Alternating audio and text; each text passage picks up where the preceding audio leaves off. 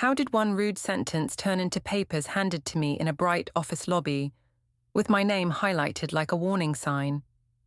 Why did my husband stay calm for weeks, then block me from our own home and routines in one lawful move? What do you do when everyone is watching, and you realize the villain never broke a rule? You did. My name is Lavinia Weller, but everyone calls me Liv because it sounds softer. I worked in HR at a logistics company, the kind of place where people talked like they were always in a race. My husband, Ethan, was a city building inspector. He liked rules, checklists, and calm mornings. He said he liked stability. I said stability was another word for boredom. That night started in our kitchen, with the light above the sink buzzing like it was tired. Ethan asked why I looked angry all the time. I said I was not angry. I was just honest. He said honesty did not need to hurt.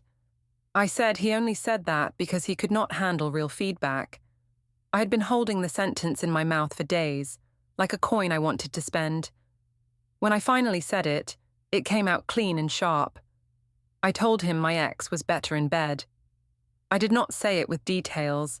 I said it like a fact, like a comparison on a chart. I watched his face change, and I told myself I was brave. I told myself I was pushing him to improve. Ethan went quiet. He asked why I would say something like that. I said I was tired of pretending everything was fine. He asked if I wanted to hurt him. I said he was making it about his feelings again. He said he did not understand what he did wrong. I said he did not listen, and that was the problem. He stood near the counter, his hands flat on the edge like he needed balance. He asked if I still loved him. I said love was not the issue, effort was. He asked what effort even meant. I said it meant he should try to keep me interested. He said he was not a performer. I said that was exactly why he was losing me. I expected a fight. I expected him to raise his voice, to beg, to accuse. That would have proved my point that he was insecure and intense. But Ethan did something else. He looked at me like he was seeing a stranger. Then he said I could go find my ex if that was what I wanted. He did not yell it. He said it in a flat voice, like a simple answer. Then he picked up his phone. He tapped the screen a few times. I heard the small click sound that came when he used the side button. He did not announce it, but I knew what it meant. He blocked me from his socials first. I checked right away.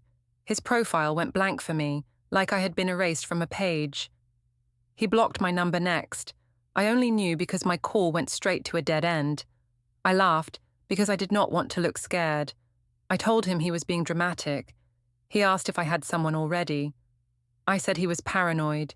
He asked again, slower, like he was giving me time to be honest. I said he always accused me when he felt weak. He did not answer. He rinsed his mug and set it on the far side of the counter, away from mine, like the space between us needed a label. I went upstairs, like I was the one in control. In the bedroom, I opened the closet and stared at the rows of shirts. I wanted to feel powerful, but my stomach kept dropping. I told myself he would calm down by morning. I told myself he was only doing this to punish me and make me apologize. In the dark, my phone lit up with a message from my friend Tessa. She asked what was going on because I sounded strange earlier. I told her Ethan was acting cold and controlling again. I said he was trying to shame me for being honest. I left out the part where I stabbed him on purpose. I did not call it a stab, I called it truth. The next morning, Ethan did not touch me. He moved around the house like I was furniture. He made coffee, packed Nora's lunch, and checked Miles's backpack. He asked the kids if they found their shoes. He did not ask me anything. That silence felt like a weapon, and I hated it more than a fight. At the table, Nora asked why Dad was quiet. I said Dad was stressed at work. Ethan looked at me for a second, then looked away. He took the kids to the car without asking if I was coming. I watched through the window, holding my phone too tight. When I got to work, I told myself I deserved support. In the break area, I found Tessa and Jared. Marisol was there too, stirring her tea like she was trying not to be involved. Tessa asked if Ethan finally snapped. I said he did. I said he blocked me like a teenager. I said he could not handle that I wanted more from life. Jared asked what I said to him. I said I only asked for honesty and connection. He asked if I compared Ethan to someone else. I laughed and said Jared was being nosy. I said it was not about a person, it was about standards. Tessa said men only learn when you hurt their pride. I nodded like she was wise. Marisol asked if I was okay. I said I was fine, and that I was tired of being blamed for Ethan's issues. She said Ethan always seemed polite when she met him. I said polite was a mask. I said polite men could be the worst. She did not argue, but her face stayed careful, like she was taking notes. All day, I watched my phone for a message that never came. I sent a text anyway, even though I knew he blocked me. I wrote that he was overreacting. I wrote that he was making the home tense. I wrote that the kids would notice, and he should be ashamed. The message did not deliver. I told myself it was proof he was immature. I did not tell myself it hurt. That evening, when I got home, the guest room door was open. The bed looked used, the blanket folded into a hard line. In the kitchen, the counter was cleaner than normal. Ethan had moved some papers into neat stacks. A labeled folder sat near the edge, plain and boring. Utilities. Another said, bank. I told myself it was nothing. I told myself he was just doing his usual organizing. I went to the fridge and saw a note stuck to it. Pick up Nora Thursday. It was in Ethan's handwriting. He did not ask me. He wrote it like a schedule. I heard the soft hum of the printer from the office nook, then silence, then another short hum like it spit out a page. When I walked closer, the tray held a blank sheet, face down. I flipped it and saw nothing printed. I told myself he was being weird to scare me. Ethan came in from the garage. He did not look at my face. He asked if I ate. I said I was not hungry. He said the kids ate already. I asked if he was really going to act like this. He asked what I expected after what I said. I said he should have taken it as a wake-up call. He asked if I wanted to stay married. I said I wanted him to stop punishing me and start trying. He nodded once, like he heard me but did not accept it. He walked to the wall calendar and wrote something small in the corner. I saw the title from where I stood, downtown 9:10 a.m. He did not explain. He did not need to. The way he wrote it, calm and steady, made me feel like I was the one spinning. I went to bed with my phone in my hand. I refreshed his profile again, even though I knew it would stay blank. I told myself I was right. I told myself respect follows results, and I had results. But in the quiet, with his footsteps moving to the guest room, I felt a new thing I did not like to name. I felt replaced. 2 days passed, and Ethan stayed calm in a way that felt wrong. He did the normal things. He packed lunches. He paid attention to the kids. He washed dishes right after using them. But he did it like I was not part of the plan. On Wednesday morning, he asked what time I would be home. I said I did not know because work was busy. He said he needed to know for the kids. I said he could handle one evening without me. He said he already handled most evenings. I told him he was keeping score. He said he was only asking for a schedule. At work, I acted like nothing happened, but I watched my phone every hour. I wanted Ethan to break. I wanted him to call me names. I wanted proof that he was the problem. When nothing came, I started to feel like I was shouting into a pillow. Tessa invited me out after work. She said I needed to breathe and feel young again. I said I was not sure. She said Ethan was punishing me and I should not reward that. I told myself she was right. I told myself I was not doing anything wrong by going for a drink. We met at a rooftop bar downtown. The air was cold and the lights were bright and soft at the same time. The music was loud but not wild. People smiled like they had no consequences. Tessa told me I looked better without Ethan next to me. I said Ethan did not even notice me anymore. She said that was why men got left. Jared came too. He asked if Ethan knew where I was. I said Ethan blocked me, so what did it matter? Jared said blocking was serious. I said it was childish. He said he did not like how fast everything turned sharp. I told him he was being dramatic again. Tessa took photos of our drinks. She said we should post them. I said I did not want to start a war. She said Ethan already started it when he blocked me. I let her tag me anyway. I told myself it was harmless. That was when Colton showed up. I did not invite him in front of them. I did not want it to look planned. But I had told him earlier I might be there. He walked in like he owned the space, smiling at people he did not know. He looked at me like I was the best part of the room. That look always made me feel safe and powerful. He asked if I was okay. I said my husband was being difficult. He said I deserved better than a man who tried to control me. I did not correct him. I let the story sit exactly where it helped me. Tessa acted excited and said Colton was finally here. Jared's face went still. He asked how I knew Colton. I said he was just a work friend. Colton said we had been talking a lot because he understood me. Jared looked like he wanted to say more, but he did not. We talked for a while.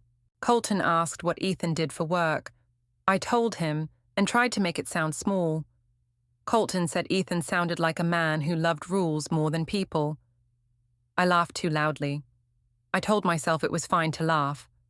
My phone buzzed. I checked, hoping it was Ethan. It was a daycare message about a costume day. I put the phone down fast. For a second, I saw Colton glance at it. He asked if Ethan was texting now. I said no, Ethan did not text anymore. I said Ethan liked to punish.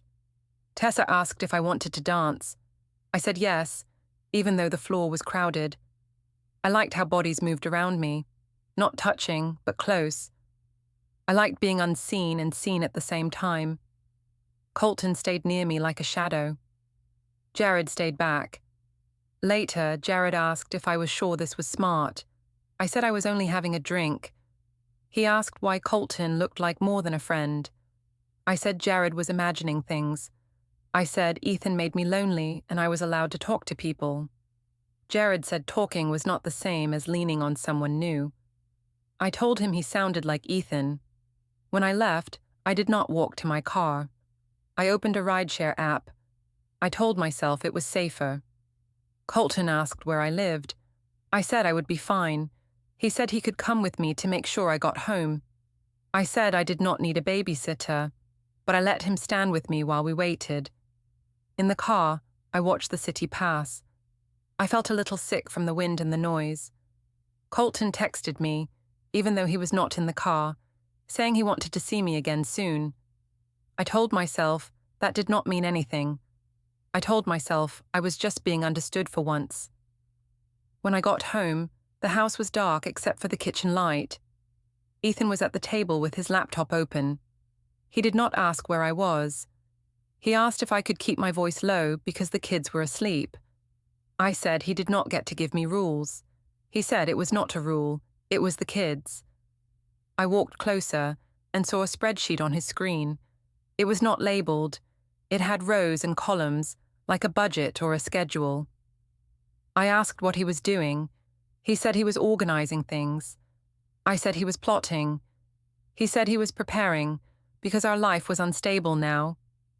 I told him he was being cold on purpose. He asked if I came home to fight. I said I came home to my own house. He said he wanted peace, not scenes. My phone buzzed again. A message preview popped up from Colton, just one line about the night. Ethan's eyes flicked to it. He asked who that was. I said it was nobody. He asked why nobody texted at this hour. I said he was spying on my phone. He said the phone lit up and he could read. I said I was allowed to have friends. He asked if I was lying. I said he always accused me when he felt small. He said he felt tired, not small. He stood and rinsed his mug. He set it on the far side again. Then he turned his phone face down. I heard a soft beep, like a small app turning on and off. He did not explain it. He just said we should talk when we were both calm. I followed him halfway down the hall and told him he was acting like a stranger. He said maybe we both were. I said he was trying to scare me. He said he was trying to protect himself. In the guest room doorway, he paused. He asked if I really meant what I said about my ex. I said I meant that I wanted a husband who tried. He asked if that was a yes. I said he was twisting my words. He nodded once, like he was done. He closed the guest room door gently, not slamming it. That gentle sound felt worse than anger. It felt final, like a choice he did not need me for. The weekend came fast, and I told myself it was a fresh start. Ethan still did not text me, but he still showed up for the kids. That made me angry in a new way. If he stopped helping, I could call him selfish. If he stayed steady, I looked like the unstable one. Denise planned my stepfather Glenn's birthday dinner at a family restaurant. She said it would bring everyone together. I knew what she really meant. She wanted witnesses. She wanted a stage where my story could sound true. We arrived early because Denise loved control.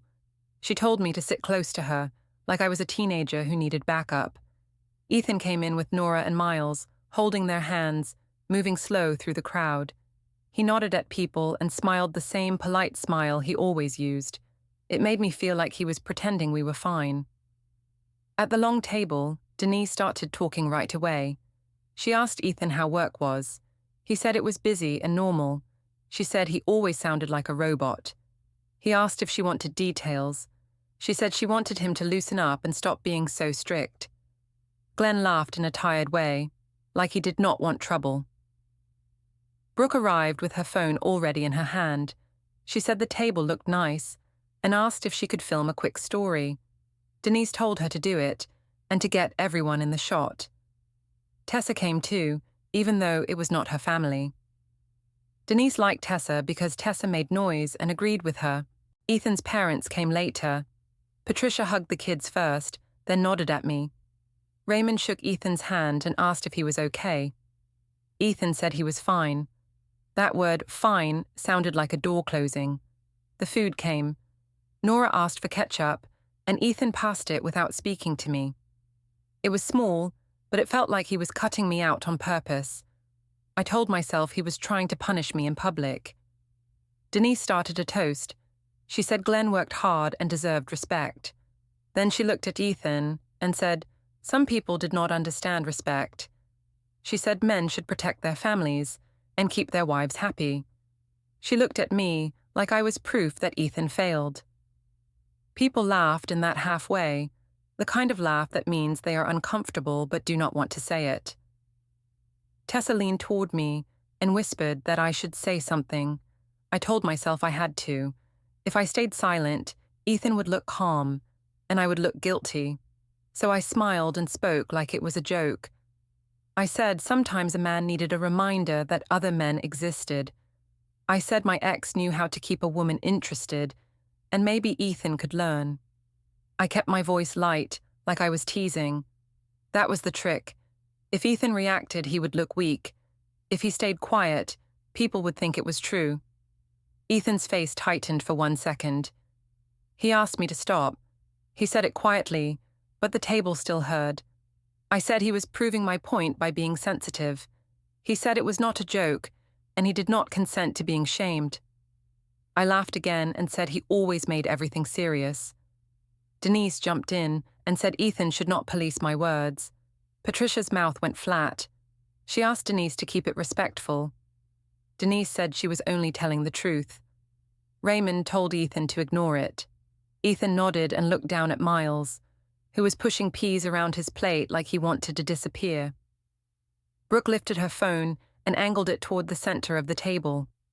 She said she wanted a real moment for her followers. I saw the screen and realized she was filming while I spoke. That should have scared me. Instead, it made me feel powerful. I told myself public truth was stronger than private feelings. After dinner, Ethan took the kids outside to get air. I stayed inside with Denise and Tessa. Denise asked if Ethan was still doing his silent treatment. I said yes, and that he blocked me like a child. Tessa said men did that when they had no real power. Denise said I should tell people what he was like behind closed doors. I did not have a real story that could prove anything, so I made a vague one. On the drive home, I wrote a post that looked like pain but said nothing clear. I wrote that I was tired of walking on eggshells and tired of being punished for honesty. I did not name Ethan, but everyone knew. That was the point. Comments came fast. Tessa wrote that I deserved better. Brooke wrote that I should choose myself. A few people asked what happened, and I answered with sad emojis. I knew how to feed the fire without giving facts. When I got home, Ethan was on the couch with Nora asleep on his shoulder. He looked up at my phone glow. He asked if I posted about him. I said I posted about my feelings. He said my feelings were turning into public accusations. I said he was trying to silence me again. He asked me to take it down. He said it could affect the kids and his work. I said he cared more about his job than my happiness. He said he cared about reality. I said he cared about control. He stood and carried Nora to her room. He tucked her in and came back without looking at me. He asked if I wanted a divorce. The way he said it was calm, like it was a form he was reading. I said he was threatening me to win.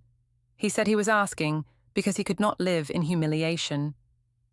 I went upstairs and slammed a drawer harder than I meant to. I told myself he was overreacting to a joke. I told myself he was building a case to paint me as cruel. I told myself nobody would believe him because he was too quiet. The next day, we had a community center holiday event for the kids. It was crowded, loud, and full of parents with cameras. Denise insisted we all go. She said it would show that our family was still strong. I knew it would show something, but I did not know what. In the hall, people smiled at me like they knew my post. Some looked at Ethan like he was a problem to solve. Tessa hugged me and said I was brave. Ethan stood near the back with Miles on his hip. He did not try to pull me close for a photo. Brooke told everyone to gather for a toast at the snack table. She lifted her phone again. People cheered and leaned in. I felt the heat of attention and wanted to use it. I stepped forward, ready to perform my version of the story one more time. But Ethan quietly stepped out of the frame. He moved to the side, like he refused to be part of it. He did not argue. He did not shout. He simply removed himself, and the camera kept rolling without him. For the first time, I saw how that looked. It looked like he was done letting me define him. Monday felt different, like the air in the house had been changed while I slept. Ethan did not say good morning to me. He said good morning to the kids. He asked Nora if she packed her library book. She said yes. He asked Miles if he wanted the blue shoes or the red shoes. Miles said blue. Ethan nodded like the choice mattered. I tried to start a fight because I needed him to react. I asked if he was going to keep acting like I was invisible. He said he was not trying to punish me. He said he was trying to keep the day calm for the kids. I said that was a fake excuse. He said it was the only excuse he needed. At breakfast, Nora looked at me like she was watching a game she did not want to watch. She asked if Dad was mad at me. I said Dad was stressed and had a bad attitude. Ethan looked at Nora and said she did not need to worry about adult problems. I said he was making it sound like I was the adult problem. He said he was making it sound like Nora was a child. On the drive to school, I kept thinking about the community center event and how Ethan stepped out of the frame. That move was small, but it made people whisper. Quiet men can change a room without saying anything. I hated that he learned that power. At the school playground, I tried to look normal. Parents stood in little groups. Some smiled at me like they knew my post. One mum asked if everything was okay at home. I said things were hard because Ethan was cold. She asked what he did. I said he made me walk on eggshells. I said he had moods. I did not say what I said to him first. I did not say I used a joke like a knife. Ethan arrived for pickup right after work. He stood near the gate, hands in his jacket pockets, waiting like a patient person. A dad near me nodded at him and said hello. Ethan said hello back. Ethan did not look at me. I felt ignored in public, and I told myself that was cruelty. Nora ran to Ethan. She hugged him hard. Then she looked back at me, like she was checking who was safe to hug. That small look made my chest burn. I told myself Ethan was turning her against me. I told myself children were easy to influence. In the car, I asked Ethan why he came to pick up. He said it was his day to do it. I said there was no his day. He said there was now because the kids needed structure. I asked when we agreed on that. He said we did not need an agreement to follow a routine. That evening, I took the kids to my mother's house because Denise demanded to see them. Denise loved to act like she was the manager of our family. Her living room smelled like candles and clean fabric. She offered snacks to the kids and poured me a glass of wine like she was feeding a soldier. Denise asked if Ethan still refused to talk. I said yes. I said he blocked me. I said he was acting like a victim. Denise said men use silence to control women. She said I should not let him win the story. Brooke sat on the couch with her phone and asked if I wanted her to post a follow-up. I said maybe, because I liked the attention, even when it scared me. Glenn came in from the kitchen and asked if we could keep things private for the kids. Denise rolled her eyes. I said Glenn did not understand. Glenn said he understood children, and they were not props. I told him he was making me the bad one again. He sighed and said he did not want anyone to be bad. He wanted peace. Brooke asked if Ethan had proof of anything. The way she said it made my stomach twist. I asked why she said proof. She said people online could flip fast.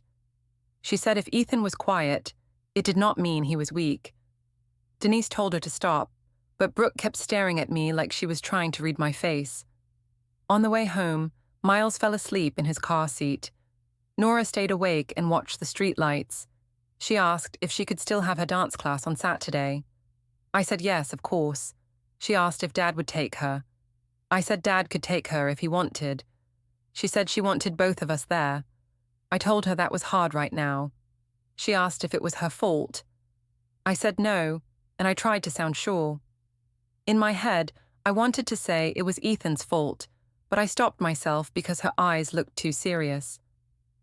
The next day, I stayed late at work on purpose, even though I did not need to. I wanted to test Ethan. I wanted him to call and ask where I was. I wanted him to break the block and show need. He did not. When I finally left, I stopped at the supermarket. I told myself it was a normal errand. The fluorescent lights made everyone look tired. At the checkout, I saw Colton near the self-scan machines. He wore his work jacket and acted surprised, but his smile came too fast to be real. He asked if I was okay. I said Ethan was still punishing me. Colton said Ethan sounded insecure. He said a real man did not block his wife. I liked how he said real man, like he was giving me a prize for choosing him in my mind. He offered to carry my bags. I said no, but I let him carry the heavier one anyway. I told myself that did not mean anything. I told myself it was just kindness. Outside, in the parking lot, he asked if he could see me later. I said I had kids. He said he understood and that I deserved a break. He said I was too young to feel trapped. I did not correct him when he called me trapped. That word helped me. When I got home, Ethan's car was in the driveway, pointed toward the street like he could leave fast. I walked in and saw the kids coloring at the table. Ethan was on the phone in the hallway, speaking low. He ended the call when he saw me. I asked who it was. He said it was a follow-up. I asked a follow-up for what? He said for personal matters. I noticed a sticky note on the counter that said, "Bring forms." I picked it up like it belonged to me. Ethan took it from my hand without pulling. He said it was not for me. I said everything in the house was for both of us. He said not everything anymore. Then Miles ran to him and asked for water, and Ethan gave it to him right away. He did not look angry. He did not look afraid. He looked steady. I told myself he was acting calm to make me look crazy, but when Nora asked him if we were still a family, Ethan paused. He told her we both loved her and Miles, and we would keep them safe. He did not say we were fine. He did not say we would be the same. He said safe, like safety was the only promise left. By Thursday, I was running on anger like it was coffee. Ethan still moved through the house like a person who already chose the ending. He did not beg. He did not bargain. He did not even watch my face for clues. That felt like disrespect, and I told myself I could not accept disrespect in my own marriage. That morning, I found him in the driveway, loading a small bag into his car. The car was still pointed toward the street. He kept doing that now, like he wanted the option to leave fast. I asked where he was going. He said he had an appointment. I asked what kind. He said personal. I said everything was personal between us. He said not everything anymore. I followed him back inside and said he was acting secretive. He asked if I wanted to talk calmly or fight loudly. I said I wanted him to stop treating me like a stranger. He asked if I stopped treating him like a joke. I said I was only being honest. He said honesty without care was cruelty. I tried a softer voice because I knew my usual tone was not working. I told him I missed how we used to be. He asked what I missed exactly. I said I missed feeling wanted. He said he wanted me for years and I pushed him away. I said he was twisting the past to blame me.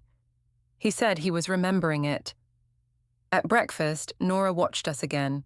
She did not eat much. Miles made a mess with cereal and giggled, then stopped when he saw my face. I hated that my children learned my moods before they learned words. I told myself it was Ethan's calm that did it, that his calm made me look bad. After Ethan left, I checked my phone and saw Brooke sent me a screenshot of comments under my post. People were still guessing what happened. Some wrote that no man should block his wife. Some wrote that my post sounded vague and unfair. One person wrote that I should stop using the internet as a weapon. I felt my cheeks burn. I told myself those people were judging because they were jealous of my honesty. At work, I went straight to Tessa's chair in the break area. I told her Ethan was still doing his silence game. She said he was trying to break me. She said I needed to show strength. I said I already showed strength and it did not work. She said then I should show him I had options. That word, options, sat in my head like a dare. I met Colton at lunch in a small cafe near our office. I told myself it was just a talk. He asked if I was okay, and I said Ethan was acting like a robot again. Colton said Ethan sounded weak and insecure. He said strong men did not need to punish women. I liked how he made it sound like I was the prize being fought over. He asked if I was still living with Ethan. I said yes, because Ethan wanted to control the home. Colton said I should not let Ethan trap me. I said Ethan was not trapping me, he was just being cold. Colton said cold men deserved to be left. He said I deserved someone who saw me. When I returned to work, I passed Marisol by the copier. She asked if I was okay because I seemed distracted lately. I said I was fine. She asked if there was anything that could spill into work. I asked what she meant. She said when personal things get loud online, they sometimes show up at the office. I told her she was worrying too much. She gave a small nod, like she did not believe me. That night, I decided to force the talk. I waited until the kids were in bed. I stood in the hallway outside the guest room and listened for a second. I heard the soft tap of keys, then a pause, then a faint shredder hum from the office nook down the hall. The sound was low, controlled, like he was cleaning up scraps. It made my skin prickle. I knocked once and opened the door without waiting. Ethan was sitting on the bed with his laptop closed now. A folder sat on the nightstand with a plain label, Household. I stared at it like it was a threat. He asked why I came in. I said because he was hiding things. He said he was organizing things. I said that was the same thing. I tried to flip the script again. I told him he was punishing me because he could not satisfy me. He stared at me and asked if I wanted to keep humiliating him. I said he humiliated himself by blocking me. He asked if I understood what blocking meant. I said it meant he was childish. He said it meant he was creating boundaries because I did not respect any. I stepped closer and said he was acting like I cheated when I did not. He asked if that was true. I said yes, because I needed it to be true. He watched me in a way that made my mouth feel dry. He asked if I was sure. I said he did not get to interrogate me. He said he did not want a confession. He wanted reality. I shifted tactics again. I said he always sexualized me and always made it about intimacy, like my value was just that. I said it was exhausting. He asked when he did that. I said in the way he watched me and the way he asked questions. He said he asked questions because my stories changed. I said he was gaslighting me. He said I was using words like weapons. Then he said something that scared me because it was calm. He said he would not argue anymore. He said if I wanted to stay married, I would stop humiliating him and stop bringing other people into our home, even through my phone. I laughed and said he could not tell me what to do. He nodded like he expected that answer. I asked what he was planning. He said he was planning to protect the kids and himself. I said I was their mother, and he could not cut me out. He said he was not trying to erase me. He was trying to keep things stable. I said stability was his excuse for control. He said control was my excuse for chaos. My phone buzzed in my pocket. I did not pull it out, but Ethan's eyes moved to the spot like he sensed it. I said it was nothing. He said it was always nothing lately. I tried one last move. I said if he pushed me, I would tell everyone the real story. He asked what the real story was. I said that he was cold, strict, and humiliating in private. He said that was an opinion, not a fact. I said opinions were what people believed. He said facts were what courts believed. That word hit me like a slap, even though he did not raise his hand or his voice. I stared at him and waited for more. He did not give me more. He stood up, walked to the dresser, and closed a drawer with a small click. The click sounded final, like a lock. He looked at me and said he would handle it properly. The next Tuesday, I walked into my office like I still owned my story. I wore my best blazer and told myself I looked stable. In the lobby, the security guard nodded at me like normal. Then he glanced past my shoulder, like someone was coming for me. A woman in plain business clothes stepped close and asked if I was Lavinia Weller. I said yes, and I smiled like it was customer service. She said she had documents for me. I said I did not accept surprises. She said it was not a surprise, it was service. I looked around for Ethan, sure he was hiding to watch me panic. He was not there. That made it worse. The woman held out an envelope and said I was being served divorce filings and temporary orders. I said Ethan could not do that without talking to me. She said I could read and respond through the proper process. My hands shook as I scanned the first page. I saw my name and Ethan's name, like we were strangers in print. I saw words that sounded clean and cold. Temporary schedule, temporary possession, temporary restraints. I told the guard Ethan was trying to ruin me. The guard said he could not discuss personal matters in the lobby. I called Ethan. It went nowhere. I tried again. Nothing. I opened my banking app and saw alerts. It said a transfer failed. It said new limits were active on joint accounts. I told myself Ethan was stealing. Then I realized the opposite. He was stopping me from touching anything. I left early and drove to daycare, ready to take the kids first, ready to prove I was the main parent. At the desk, I said I was here for Nora and Miles. The staff member checked the screen and asked for ID. I showed it. She said today's pickup list did not include me.